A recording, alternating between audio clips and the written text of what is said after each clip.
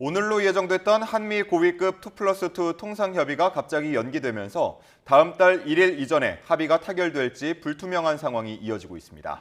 미국을 방문한 산업부 장관 등은 막바지 협상을 이어가며 합의점 모색에 나섰습니다.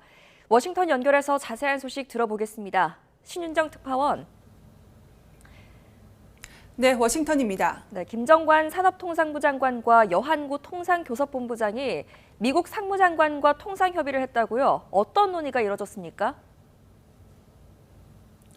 네, 김정관 장관과 여한구 통상교섭본부장이 하워드 러트닉 미 상무부 장관과 만나 막판 무역 협상을 벌였습니다.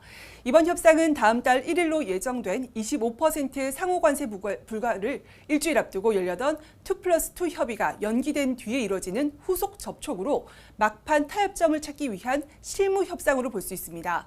정부 관계자는 YTN과의 통화에서 현지 시각 24일 오전 10시 40분쯤부터 워싱턴 DC 상무부를 찾아서 1시간 20분 정도 심도 있는 협의를 했다고 밝혔습니다. 조선과 반도체, 배터리 등 전략산업과 에너지 분야 협력 방안과 함께 관세 인하와 관련한 우리 측의 요구와 입장을 전달한 것으로 보입니다. 러트닉 장관은 이번 협의에 앞서 방송 인터뷰에서 한국도 협상을 매우 타결하고 싶어 한다고 언급했습니다.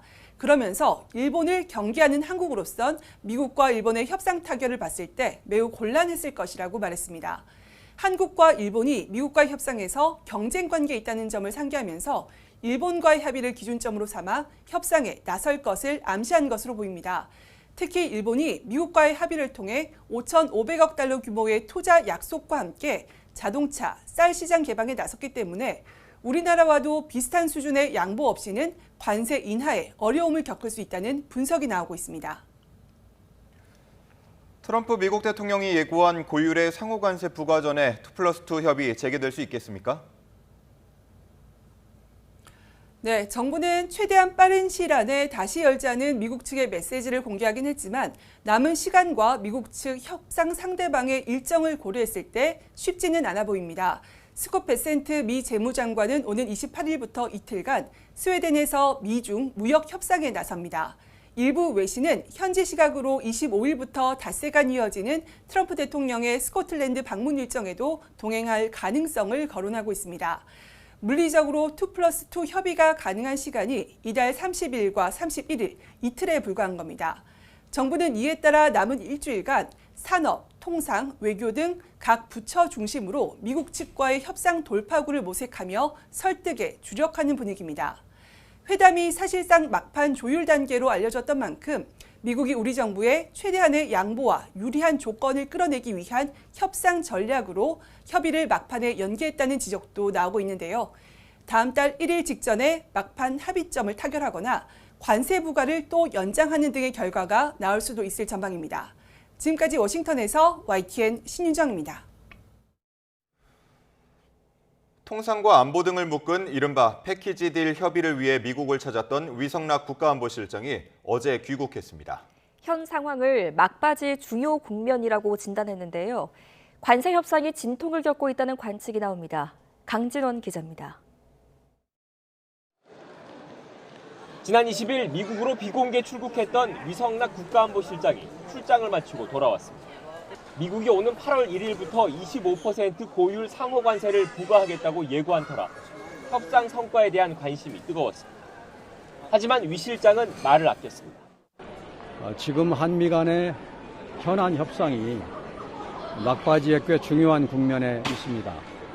통상과 안보, 동맹 등 이른바 패키지 딜을 위해 미국을 방문했지만 타결 단계에 이르진 못했다는 뜻으로 풀이됩니다. 핵심 쟁점에 대한 이견이 여전하다는 의미입니다. 실제로 미국은 쌀 시장 추가 개방, 소고기 원령 제한 완화, 정밀지도 반출 등 비관세 장벽을 낮추라고 요구하는 것으로 알려졌습니다. 방위비 분담금을 포함한 국방비 증액도 청구서에 들어갔습니다. 25% 상호 관세율과 자동차, 철강 등에 매겨진 고율의 품목별 관세를 낮추는 게 당면 과제라지만 우리로선 선뜻 내주기 어려운 사안들입니다. 팽팽한 줄다리기가 이어지고 있다는 분석에 힘이 실리는 이유인데 그런 정황은 협상 분위기에서도 드러났습니다. 미국 측의 거절로 위 실장이 협상 상대인 마코 루비오 미 국가안보 보좌관을 만나지 못했다는 일부 보도를 강하게 부인한 겁니다. 미국 측이 거절했다 이 부분이 오보라는 거고요. 자세한 계기와 이유는 배포한 자료 보시면 될 것 같습니다. 별도 자료로 세부 일정까지 공개하며 미국 측 사정으로 유선으로 협의가 진행됐다고 강조했습니다. 민감한 시기에 한미 간 신뢰에 악영향을 줄 수 있다는 게 대통령실의 설명인데 빈손 귀국 아니냐는 일각의 비판을 의식한 거란 뒷말도 나왔습니다. 대통령실은 미국 측과 긴밀한 소통을 이어갈 거라고 밝혔는데 위 실장을 포함한 고위 당국자들이 조만간 방미길에 다시 오를 가능성도 배제할 수 없습니다. YTN 강준원입니다. 한미 외교장관 회담이 다음 주 미국에서 열릴 것으로 보입니다. 외교부는 조현 신임 외교부 장관이 다음 주 미국을 방문해 마코 루비오 미 국무장관과 회담하기 위해 협의하고 있는 것으로 알려졌습니다. 한미 양국은 조현 신임 외교장관의 취임 인사차 진행하려던 한미 외교장관 전화통화는 생략하고 다음 주 대면 회담을 곧바로 추진하는 방안을 검토하는 것으로 전해졌습니다. 조 장관이 미국을 방문해 루비오 장관과 회담할 경우 양국 관세 협상 문제는 물론 이재명 대통령과 트럼프 미 대통령의 정상회담 일정 등에 대해서도 논의가 이뤄질 것으로 보입니다. 보좌관 갑질 논란 등으로 강선우 더불어민주당 의원이 여성가족부 장관 후보직에서 물러났지만 정치권의 후폭풍은 이어지고 있습니다. 강 의원을 엄호해온 민주당은 전반적으로 말을 아꼈지만 국민의힘은 남은 장관 후보자들로 전선을 넓히고 있습니다. 윤웅성 기자입니다.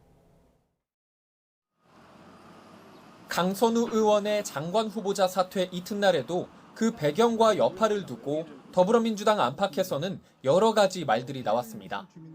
지도부는 되도록 말을 아꼈지만 강 후보자가 새로 출범한 정부와 여당을 위해 결단을 내렸다며 안타깝지만 존중한다는 반응이 이어졌습니다.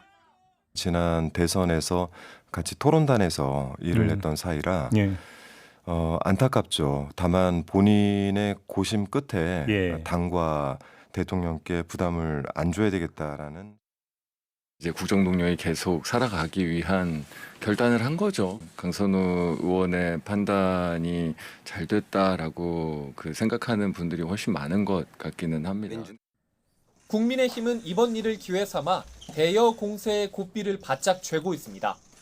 강 의원이 장관 후보직을 사퇴하자 더 나아가 의원직까지 박탈해야 한다며 강선우 징계안을 국회에 제출하기도 했습니다.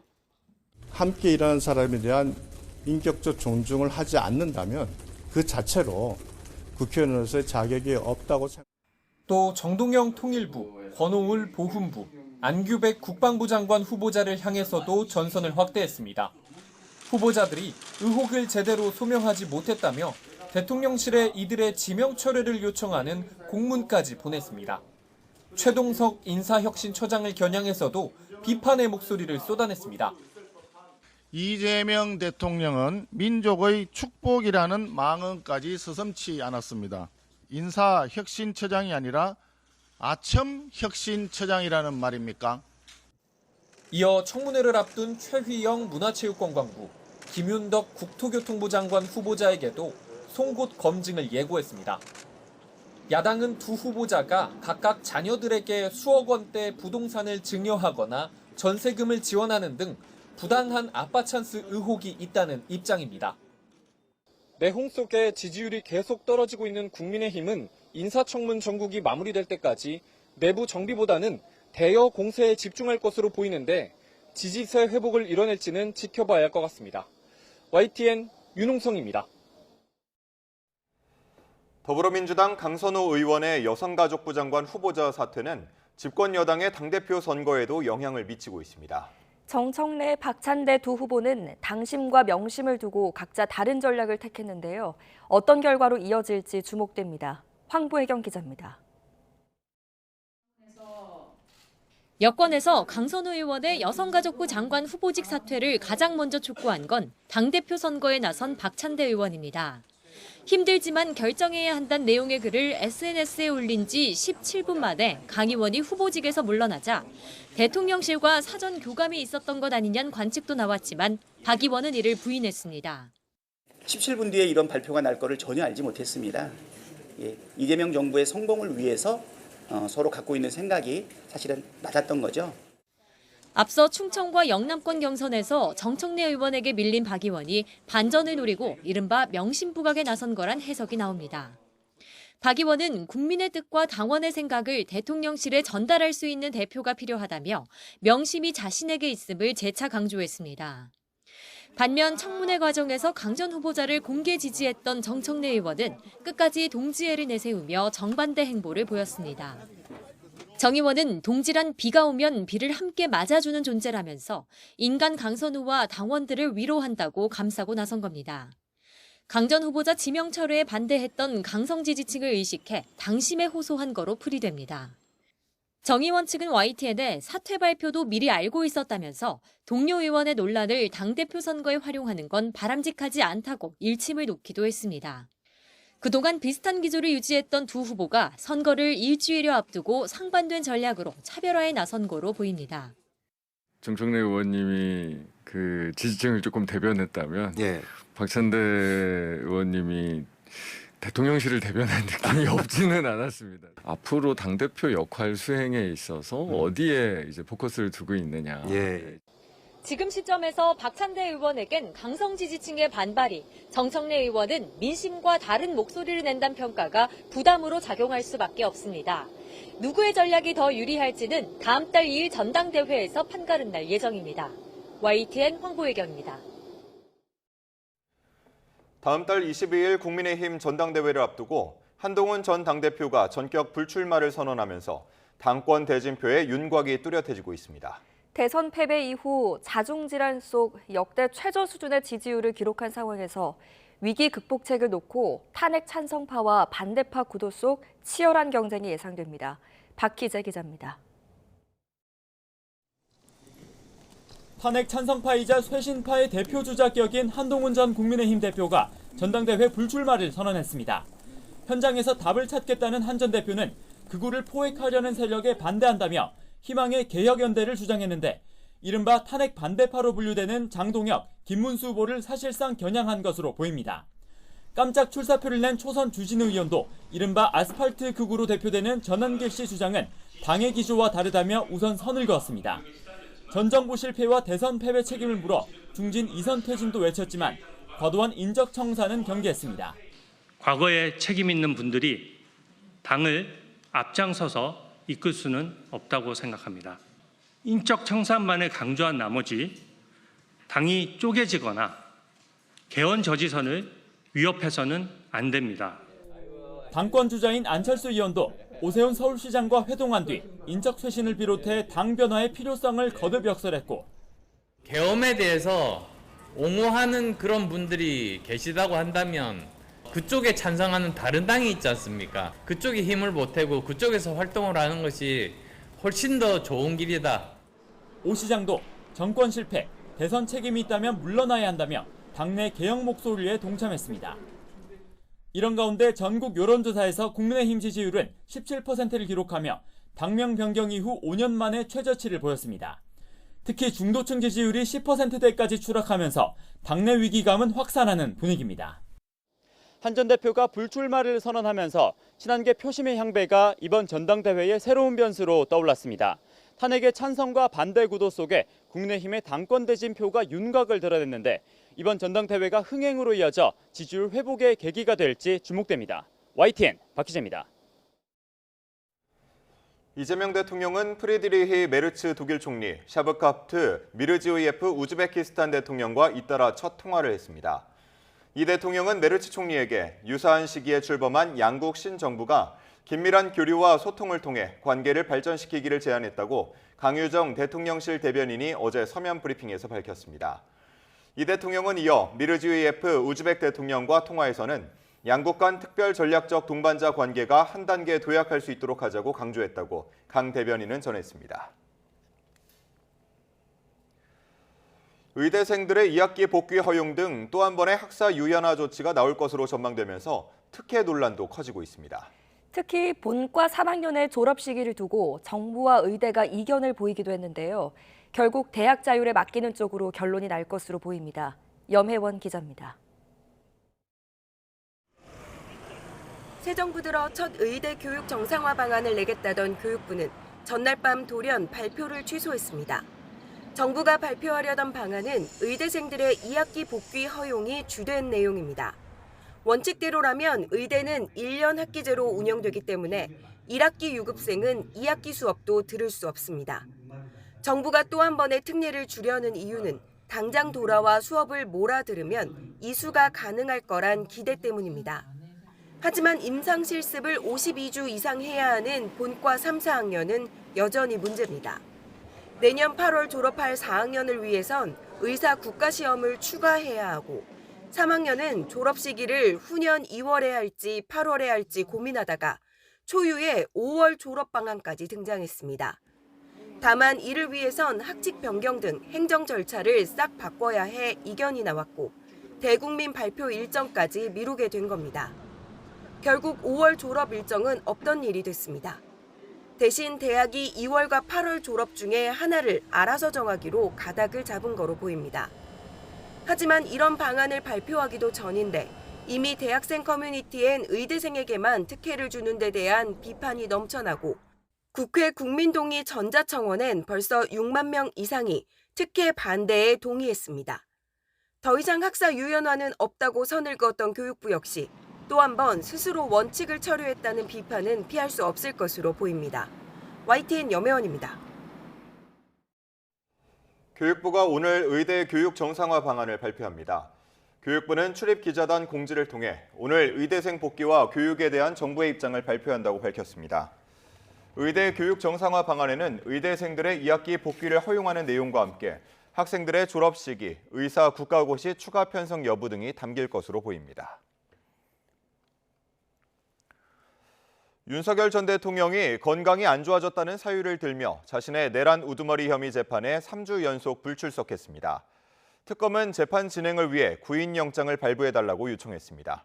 권준수 기자가 보도합니다.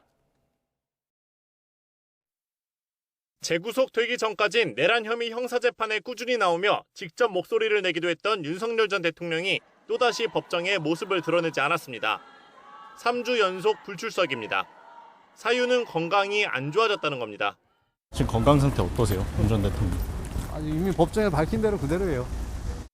특검은 최근 구속적부심 신문엔 윤 전 대통령이 출석했다는 점을 꼬집으며 건강상 이유를 들고도 기각 결정이 났던 만큼 상당성이 없는 주장이라고 반발했습니다.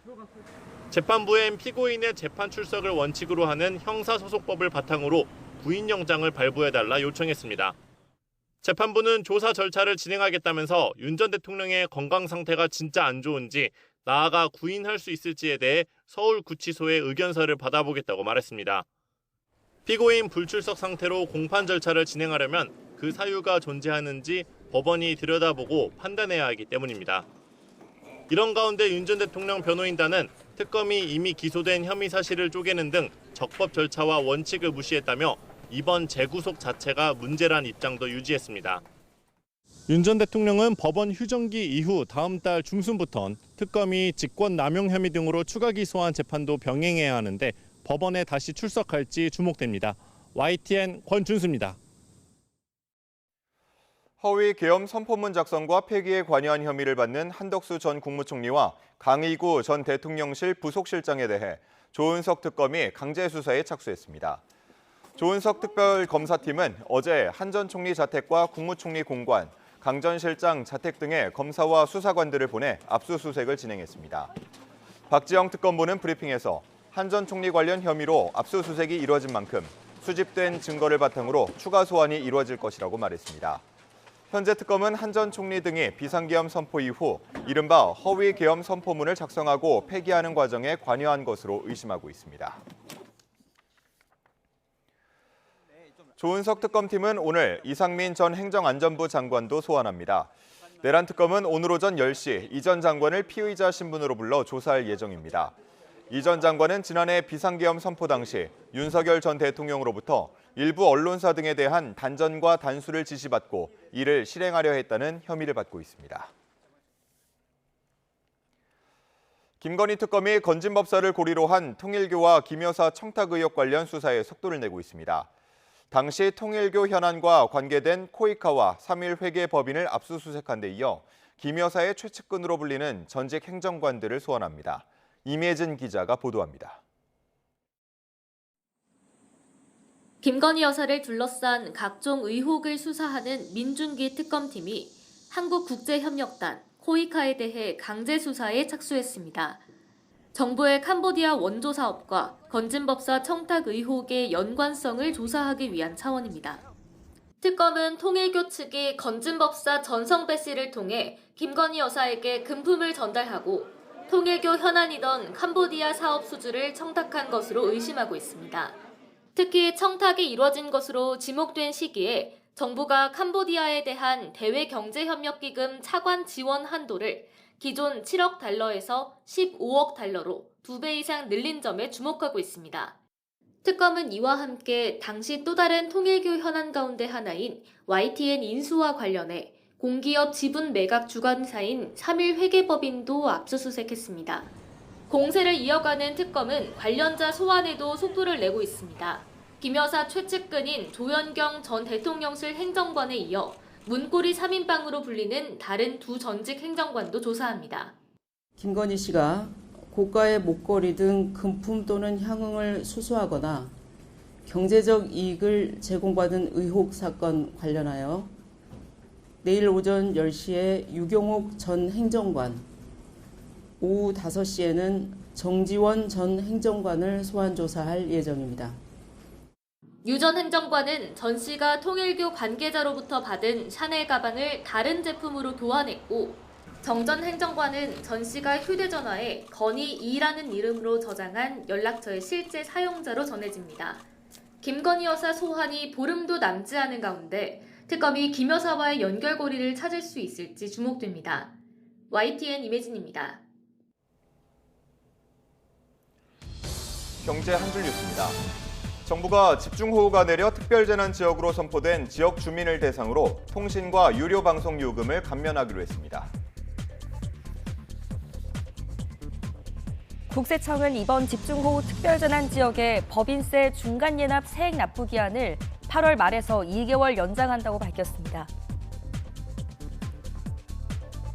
LG전자가 기업 가치 제고를 위해 창사 이래 처음으로 배당 가능 이익 범위 내 취득한 자기 주식 보통주 76만 1,427주, 602억 원 규모를 이달 말 전량 소각한다고 공시했습니다. 현대제철은 연결 기준 2분기 영업이익이 1,018억 원으로 지난해 동기보다 3.9% 증가하고 순이익은 374억 원으로 흑자 전환했다고 잠정 집계했습니다. 지난해 하반기 대기업 집단의 하도급 대금 지급액이 91조 6천억 원에 달하면서 하도급 업체가 선호하는 현금과 현금성 결제 비율이 공시제도 도입 이래 가장 높았습니다.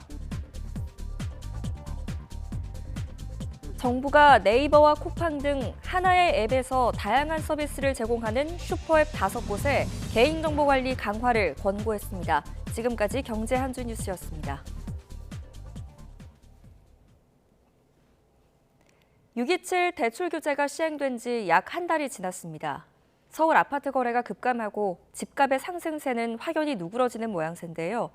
수요 억제 약발이 수개월 정도 이어질 것이라는 관측 속에 시장은 곧 발표될 정부의 부동산 종합대책을 주목하고 있습니다. 차유정 기자가 보도합니다. 초강력 대출 규제 시행 한 달. 규제 영향으로 서울 아파트값 상승률은 4주 동안 꾸준히 줄었습니다. 7월 셋째 주 기준으로 보면 재건축 단지 위주로 상승 거래가 있었던 송파구는 오름폭이 0.36%에서 0.43%로 소폭 확대됐지만 강남 서초구는 오름세가 약해졌고 한강벨트 아파트값 상승폭 역시 일제히 감소했습니다.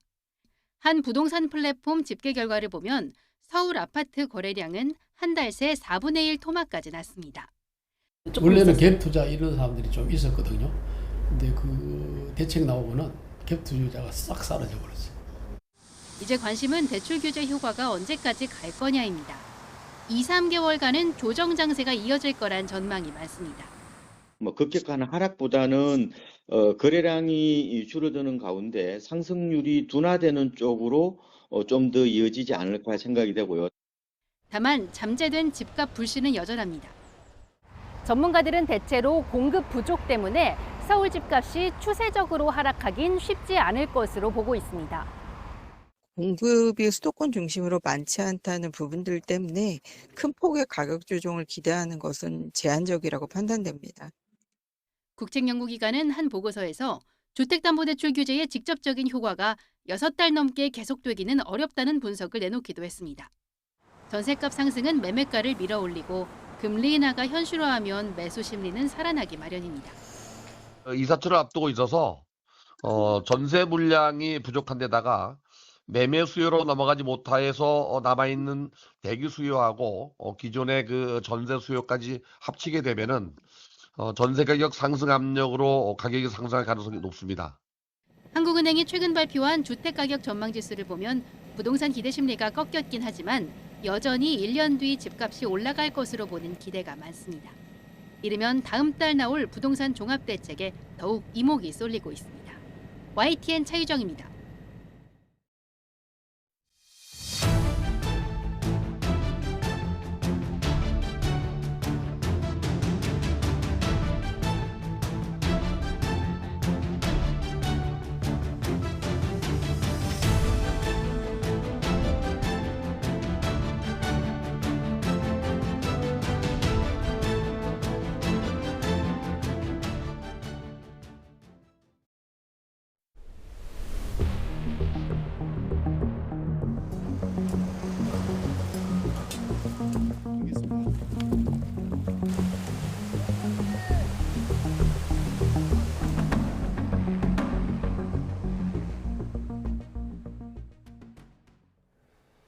집중호우 피해로 수색 작업이 진행 중인 경기도 가평에서 실종자로 추정되는 시신이 또 발견됐습니다. 부모와 같이 캠핑을 갔다가 실종 신고가 접수된 10대로 추정됩니다. 윤태인 기자가 취재했습니다. 수색 작업을 벌이던 경찰과 소방대원들이 걸음을 멈추고 하천 주변에 가림막을 세웠습니다. 오전 9시 반쯤 경기 가평군 덕평리에서 실종자로 보이는 시신이 발견됐습니다. DNA 검사 등 신원 확인 절차가 진행 중인 가운데 경찰과 소방은 캠핑장에 놀러 왔다가 부모와 함께 실종된 10대 아들로 추정하고 있습니다. 40대 아버지는 앞서 나흘 전 숨진 채 발견됐습니다. 실종자 추정 시신이 발견된 하천 주변입니다. 집중호우가 내릴 당시 일가족 3명의 실종 신고가 접수됐던 캠핑장에서 이곳까지는 직선거리로 9km 정도 떨어져 있습니다.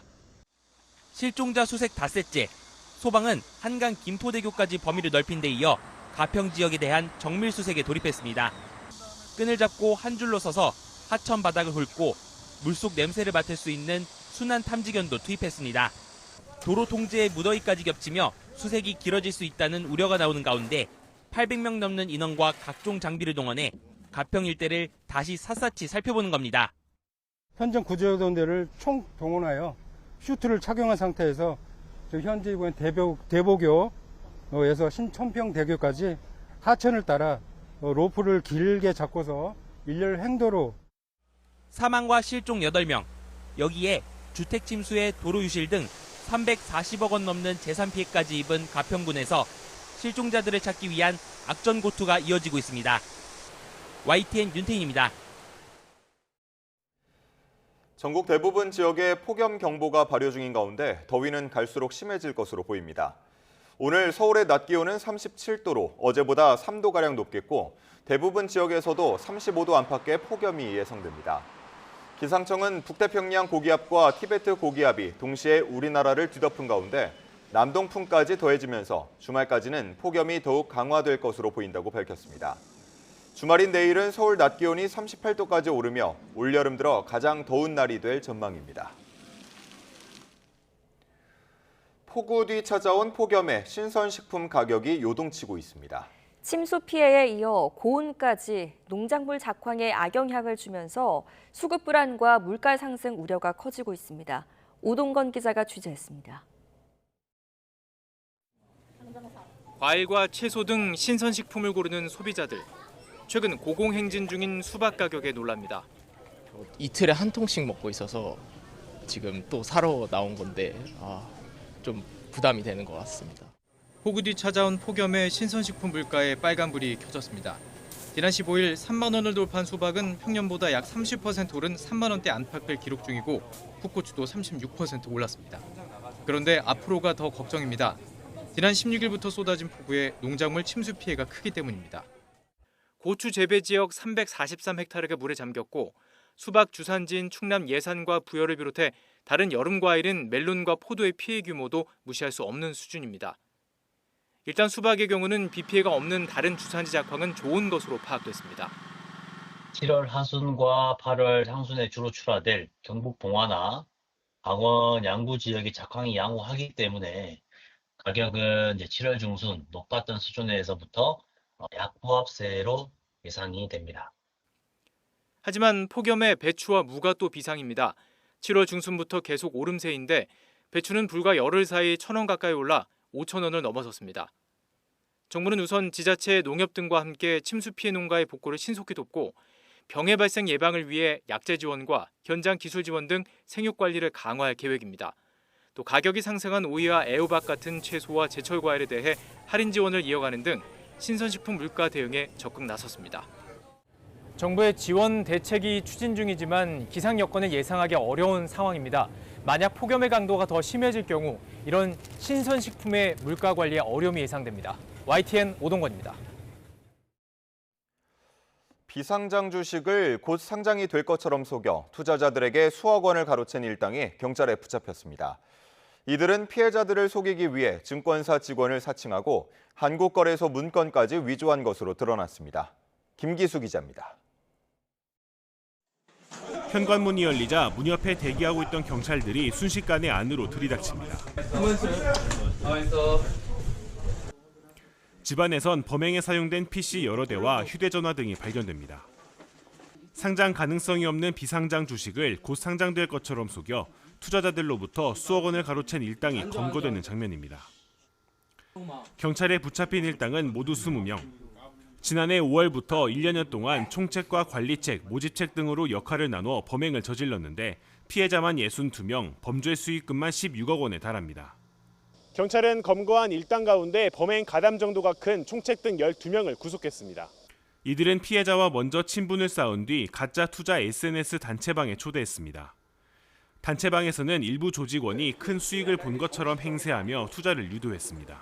어느 정도 관계가 무르익으면 내가 뭐 증권 전문가다 뭐 이런 식으로 해서 뭐 주식에 관심이 있는 사람들은 이 단체방에 따로 초대할 테니까 와라 이런 식으로 해서 이제 자기들 사기범들의 그 단체방 거기다가 초대를 하는 겁니다. 그래요.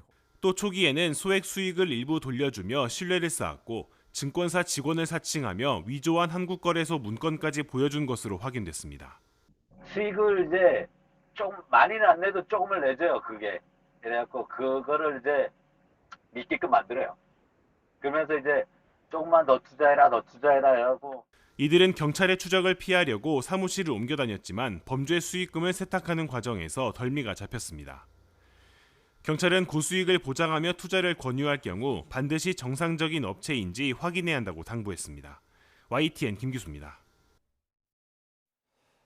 전남 나주의 한 공장에서 외국인 노동자를 지게차에 묶고 괴롭히는 가혹행위가 발생하면서 고용노동부와 경찰이 진상규명에 나섰습니다. 피해 노동자가 5개월 만에 노동단체에 당시의 고통을 호소하면서 알려졌는데요. 공장 측은 잘못을 인정하고 재발방지 대책과 함께 모든 조사에 협력하겠다고 밝혔습니다. 오선열 기자입니다. 한 남성이 벽돌과 함께 비닐에 묶여 있습니다. 지게차가 남성과 벽돌 더미를 들고 야적장 곳곳을 돌아다니자 재밌다는 듯 웃음소리가 들립니다.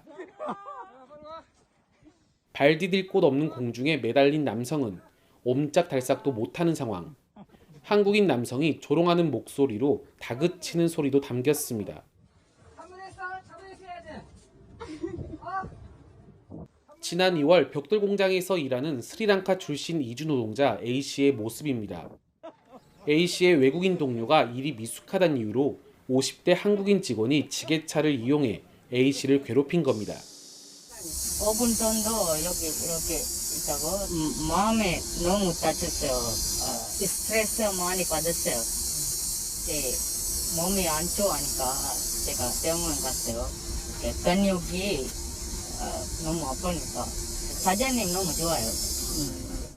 해당 업체 대표는 최종 책임자로서 변명의 여지가 없다며 모든 잘못을 인정하고 A씨에게 거듭 사과의 뜻을 밝혔습니다. 이와 함께 재발 방지 대책 마련과 관계 기관 조사에도 성실히 응하겠다고 밝혔습니다. 무조건 우리 회사 내에서 그런 사태가 생긴 것에 대해서는 저희가 잘못했다고 하고 저도 뭐 어떤 경우에든지 그쪽에서 요구하는 대로 다 처리를 해주겠다. 그 입장이 그렇습니다. 5개월 만에 A씨의 괴롭힘을 접한 노동단체는 철저한 진상규명과 가해자들의 처벌을 요구했습니다. 단순하게 이 나주만의 문제가 아니라 나주에서 농공단지도 있고 지금 계절 이주 노동자들도 이 떼약볕에 고통받고 있을 텐데 전남도하고 노동청에서 발벗고 나서서 전수조사하는 것이.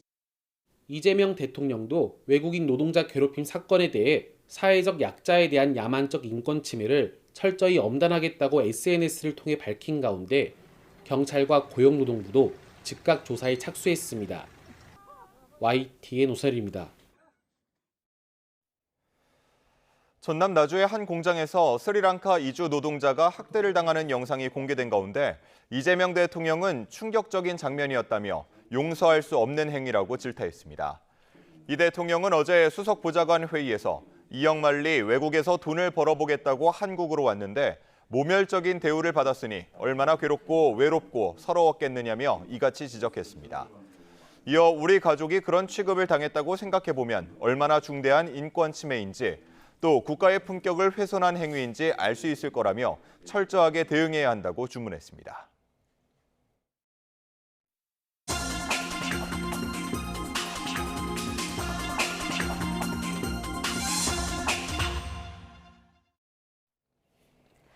오늘의 글로벌 픽입니다. 러시아와 우크라이나가 휴전을 위한 세 번째 협상을 벌였지만 별 소득 없이 끝났습니다.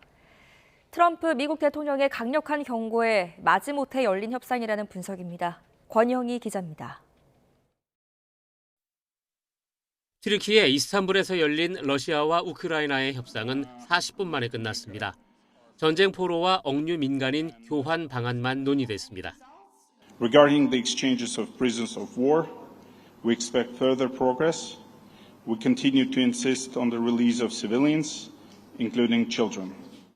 Далее, продолжая обмены военнопленными, мы договорились о том, что в ближайшее время будет проведен обмен еще не менее чем по 1200 военнопленных с каждой стороны. 휴전 방안이나 푸틴과 젤렌스키 대통령의 정상회담에 대해선 아무런 성과가 없었습니다. 우크라이나가 8월 안에 정상회담을 열자고 제안했지만 러시아는 철저한 준비가 필요하다며 선을 그었습니다. 이번 협상은 처음부터 기대가 크지 않았습니다. 러시아는 전쟁과 관련한 실질적인 결정을 내릴 생각이 없습니다. 50일 안에 휴전에 합의하지 않으면 고강도 관세 제재를 가하겠다는 트럼프 미국 대통령의 위협에 대해 성의를 보이는 차원이었습니다. Але самі ці консультації, цей формат триває як спектакль для одного глядача, для Трампа. 트럼프가 제시한 50일 유예는 우크라이나만 초조하게 만들고 있습니다. 전장에서 우위를 점하고 있는 러시아가 이 기간에 더 많은 영토를 점령하면 협상에서 불리해집니다. 답답할 게 없는 러시아를 상대로 한 이런 식의 협상은 한계가 분명할 수밖에 없습니다. YTN 권영입니다. 현지 시간 24일 러시아 극동 아무르 지역에서 40여 명이 탑승한 여객기가 추락했습니다. 탑승자는 전원 사망한 것으로 보입니다. 타스 통신 등에 따르면 이날 러시아 안가라 항공 소속 여객기가 연락이 두절된 뒤 잔해가 아무르드 탄다에서 약 15km 떨어진 언덕에서 발견됐습니다. 타스 통신은 소식통을 인용해 승무원의 실수로 시야가 좋지 않은 상태에서 착륙을 하려다 언덕 경사면에 부딪힌 사고로 추정되며 다른 시나리오도 고려될 것이라고 보도했습니다. 글로벌 차량 공유업체 우버가 여성 운전자와 여성 승객을 연결해주는 새 기능을 미국에서 선보인다고 밝혔습니다. 이 서비스는 여성 고객이 차량을 예약할 때 여성 운전자와 매칭되도록 앱 설정에서 선호도를 지정할 수 있고 여성 운전자도 여성 승객만 태우도록 설정할 수 있습니다. 우버의 미국 캐나다 운영 부사장 카미엘 어빙은 이번 기능은 여성에게 더 많은 선택권과 또 안심할 수 있는 경험을 제공하기 위한 것이라고 설명했습니다. 지금까지 글로벌 픽이었습니다.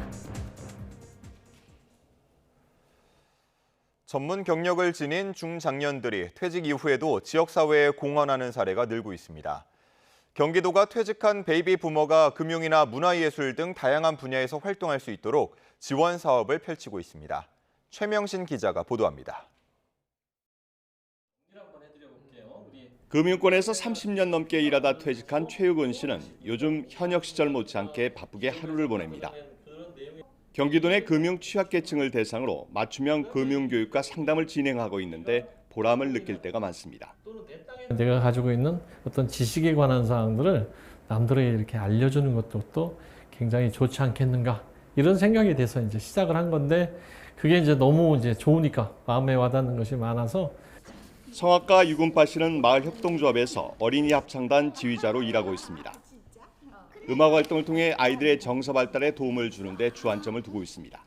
노래를 부르면서 그리고 그 노래 가사 속에서 아이들이 정서적으로 더 좋은 영향을 받고 또 아이들이 커가면서 참 좋은 영향을 끼칠 거라고 저는 생각을 합니다. 경기도가 이처럼 전문 경력을 가진 베이비 부머 세대가 지역사회 안에서 역할을 찾아 일할 수 있도록 지원 사업을 펼치고 있습니다. 지난해 3월부터 올해 6월까지 820명의 중장년이 교육과 상담, 문화예술 등 13개 분야에서 활동했습니다. 136개 참여기관에서 지원 대상을 고용하면 근무수당과 식비, 교통비 등 실비를 지원합니다. 베이비 부모는 일자리도 가져야 되고 생애 전환기의 앙코르를 다시 해야 되는 중요한 시기에 있습니다. 이런 분들에게 경기도가 앙코르도 원활하게 하면서 일자리도 드리는 작업을 시작하겠습니다. 도는 그동안 참여 사례를 참고해 더 많은 신규 직무를 발굴할 계획입니다. YTN 최명신입니다.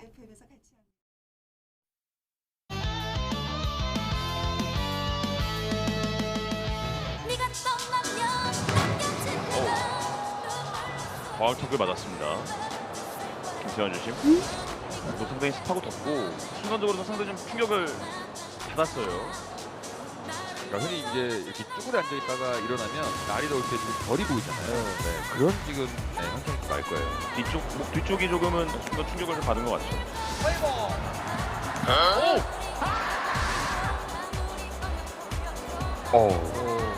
김태환 주심이 오늘 초반에 2번이나 과학턱에 기승을 합니다. 그냥 좀 괜찮다는 내색을 하고 있는데 괜찮다고 해도 사실은 괜찮지 않을 거거든요. 과학타구에 이제 중심이 맞으면서 공기가 조금씩 좀 끊기고 있는 모습은 이어지고 있습니다.